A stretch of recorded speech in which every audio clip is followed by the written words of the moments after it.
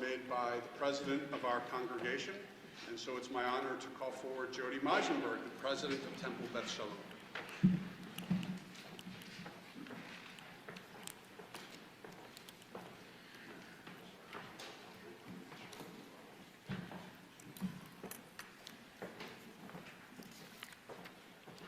Shalom.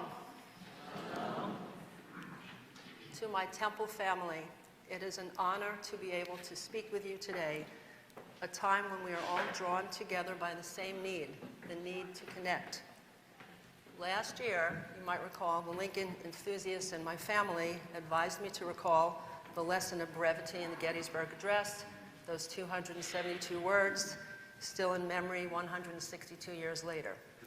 In this, my second presidential address, those same enthusiasts advised me to look at Lincoln's second inaugural address, in which he began, "There is less occasion for an extended address than there was at the first." While it seemed fitting and proper at the time, little that is new could be presented. Well, while that might have been true for Abe, it is not so for us now. There are many issues and many of urgency that are affecting Jews worldwide, in our country, and in our community. And while I know that brevity is the North Star of any Temple president's address to the congregation, I'm going to ignore the speechwriters in my family and start with a story. You may recall, I mentioned last year that my bank manager invited me to meet his son, who was a nice Jewish boy. And I declined that, and I didn't say that the reason was because I had already met another nice Jewish boy who was a naval medical officer in a nice dress blues uniform. So I decided to stick with him, and he's been around all these decades, and he even bought a ticket to the service today, I'll tell you. A career opportunity brought us in November of 1991 to Durham, North Carolina. Our young family had moved there, so my husband could join the Duke Medical School faculty. We became major ACC basketball fans, but our idyllic town life was interrupted when, coinciding with the remembrance of Kristallnacht, the editors of the Duke Chronicle, which is the student newspaper, agreed to accept an ad from a notorious Holocaust denier, claiming that the widespread annihilation of Jews and other ethnic groups at the hands of Hitler's troops never occurred. The editor, who happened to be Jewish, was a Jewish student, accepted the controversial ad for publication and then defended the decision, stating that, quote, "Open debate on historical issues is healthy and justified, and it is inappropriate to deny someone's First Amendment rights," end quote. So I trust that you can understand why I'm standing here today at this time, at this podium, to share a story with you from nearly 35 years ago. The past is prologue. But there is more to the story. The Jewish community was activated. Outraged students, faculty members, and local rabbis, some 400 people, organized a rally to decry the paper's action. In addition, the program director for Duke's Hillel distributed leaflets describing the atrocities of Nazi Germany at the Duke and nearby Chapel Hill campuses. Something else very memorable happened. In response to the ad, the grandmother of a Duke student contacted the university president asking permission to speak to the students about her own experience as a Holocaust survivor. We happened to have concert tickets that night, which were to be performed at the beautiful Duke Chapel, but there was no question which event we would attend.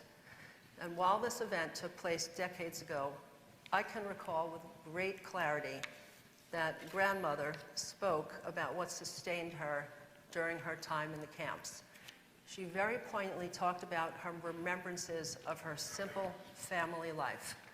Her mother making challah and preparing Shabbat dinner, while her father sat in his favorite chair reading the newspaper. She said it was the ordinary days that she longed for while in her tortured captivity. You can find the same theme in Thornton Wilder's 1938 Pulitzer Prize-winning drama, Our Town, which is considered an American classic for good reason. And I'm going to interrupt myself because I'm so curious. Can you raise your hand if you've read Our Town? Anybody?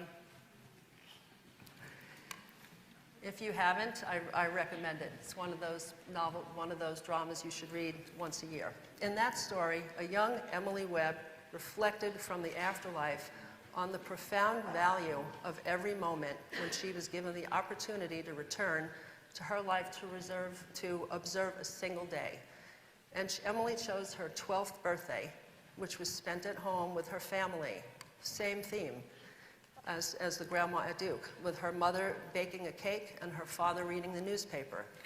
She realized how little people appreciated the simple activities of life, the least important day in her life, which was important enough, a famous quote by Thornton Wilder. You can also find the same theme in the testimonials of the many released hostages from the October 7th attack. I have read every one of them, and many of the hostages talked about longing for going to get ice cream, walking their dogs, dancing, playing guitar, bike rides, and sharing Shabbat dinners with their families. The important lesson for all of us, from those who learned to value every day, is to value every day. But what an awful way for Jews to learn that lesson. Indeed, there is nothing new under the sun. Also not new is anti-Semitism. The resurgence of anti-Semitism in the aftermath of October 7th took many people by surprise, but perhaps it should not have, since this is our ancient and modern history. Many Jews were not adequately prepared to deal with such hostility. I know that I wasn't, and our TBS college students suddenly found themselves in the target of hatred on campus over their Jewish identity. As a congregation, is there anything more important than for us to help prepare our young people for this changed world with a newly intensified, politicized environment they will be facing on campus? I do not believe there is anything more important. And I wanted our college students to know that their Temple family cared about them and how they were doing. In pursuit of this goal, I spent the past few months speaking with 12 college-age Temple members who were on campus over the past 2 years. And let me begin by thanking the parents for reaching out to their young children on my behalf. I want you to know that you really would be very proud of your children. Not only were they willing to speak with me, but they shared articulate, thoughtful, perceptive responses to a series of questions I asked related to their Jewish background, their college selection process, their experiences with anti-Semitism, what it was like to be Jewish on campus post-October 7th, and perhaps the greatest of importance was what advice they had for TBS high school students who are currently considering their college choices. While this is neither the place nor time to restate all of the experiences, there are a few highlights worth sharing. Regarding their experiences with anti-Semitism, some witnessed Jews, other students spat at, shouted at, swastikas painted in elevators, a dorm room door of a Jewish student set on fire. Several students were advised to avoid open displays of their Judaism in the form of jewelry or clothing.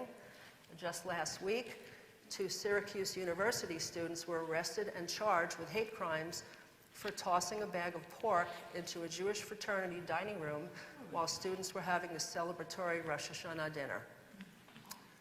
While of course deeply disturbing, I observed that these circumstances led to a demonstration of remarkable maturity and resilience on the part of our TBS young adults. And one of the favorable outcomes to emerge was the stronger sense of Jewish identity.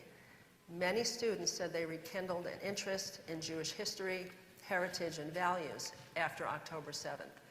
Interestingly, without ever being asked this specific question, each and every student commented that they were glad to have found their people in their Jewish college community. They found a home away from home. They forged immediate connections and friendships and support groups through their involvement with Hillel, Jewish fraternities, and other Jewish organizations. Some even ascended to leadership positions. One student articulately commented that October 7th was a decisive day, in fact, a turning point in his Jewish life. Judaism became even more important, more necessary, more urgent after October 7th than before. Others found solace in the company of fellow Jewish students in a far more meaningful way than before October 7th. They all offered to share many valuable lessons for our current high school students who will be very shortly following them to colleges across the country. I hope to create an opportunity for both groups of students, and perhaps parents as well, to speak in dialogue. Following each discussion, I was deeply moved by our young adults whose interest is in helping our high school students navigate a challenging environment on campus. This is an example of paying it forward, in which we give of ourselves in a non-transactional way, expecting nothing in return. Surprising? No. This congregation was founded, it was built by those who saw the need to pay it forward. Next time you're in the hallway near the coat room, please take a look at the historical showcase and the yellowed articles on display from the 1960s to read about the people who purchased this land and founded our shul. Indeed, we are sustained by the many who pay it forward each year. Your annual appeal contributions are a form of paying it forward to next year, as are the contributions to our recently established mortgage reduction initiative, which will benefit those who will be sitting in these pews in 9 years from now, when our mortgage balloon payment is due. The majority of our mortgage reduction donors do not have children or grandchildren at Temple, and they are not doing this for any service that they receive. For them, it is not a mere transaction. They are contributing to a stable and sustainable future, and it is heartwarming for me to see our young adults follow in their footsteps, paying it forward in their own way.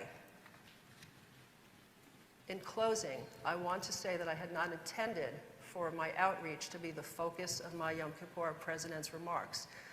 However, I feel that during these bleak and troublesome times, and on this most somber of days, it is important for me to share the optimism that I derive from talking with our college-aged Temple members, some of whom I see here today.